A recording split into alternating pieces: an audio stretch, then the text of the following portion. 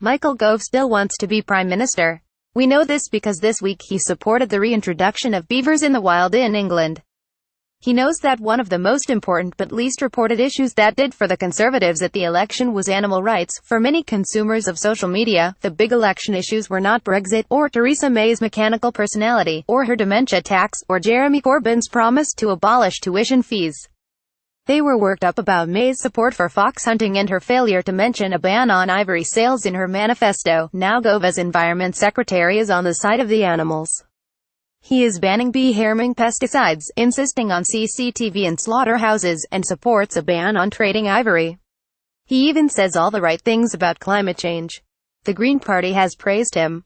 He must have his sights on number 10, Brexit. Theresa May agrees breakthrough Irish border deal with EU leaders. That is the significance of his article in the Daily Telegraph on Saturday, in which he extravagantly praises Theresa May's breakthrough in achieving progress to the next stage of the Brexit talks. Obviously, May had squared the cabinet on the finer points of the deal she was on the verge of making last Monday, so Gove and Boris Johnson were already lined up to support it. Once she had got over the snag with the Democratic Unionists, the cabinet Brexiters rushed to the microphones to hail the agreement. Those who assumed that the Prime Minister had surrendered to all the EU 27's demands were puzzled by the absence of a Eurosceptic revolt. Remainers and Charles Moore alike seem to think Gove and Johnson should be resigning, and backbenchers such as Jacob Rees-Mogg should be screaming blue murder, although that's not really his style.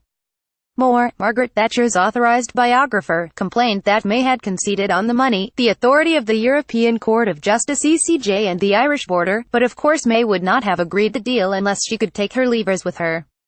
So either she has duped them, which seemed to be Moore's implication, or she has won a better deal than her critics give her credit for. This second possibility is worth considering, although it runs counter to the instinctive negativity of the British media.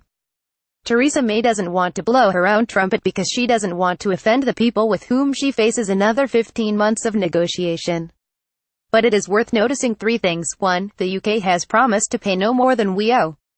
Some Brexiters might imagine that we should quit the club with our bills unpaid, which would be bad for our national reputation. Some Remainers might think we should pay extra for the privilege of leaving. We're not doing that either. 2. We will not be subject to the ECJ on questions of EU citizens' rights after we have left, which is what the EU side wanted. It will be up to UK courts to refer questions to the ECJ.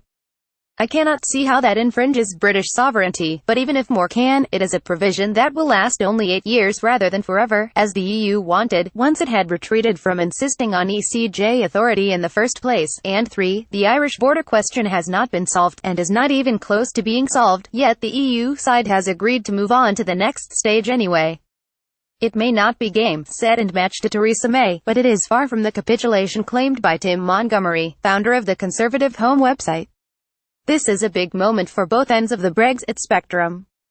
For hard Remainers, this week's agreement is a disaster, because it means the small chance of stopping Brexit has just got smaller.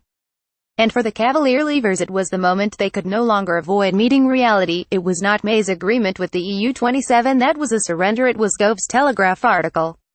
He has sued for peace with an eye to his own ambitions, and on behalf of his former friend, the Foreign Secretary, who has been noticeably more reluctant to heap praise on the Prime Minister. The problem with which he and Johnson have struggled ever since the referendum has been how to stay close to the vast EU market on our doorstep while using the freedom of Brexit to diverge from the EU and thus put obstacles in the way of EU trade. Gove's article accepts that the UK will stay close, but if the British people dislike the arrangement that we have negotiated with the EU, the agreement will allow a future government to diverge.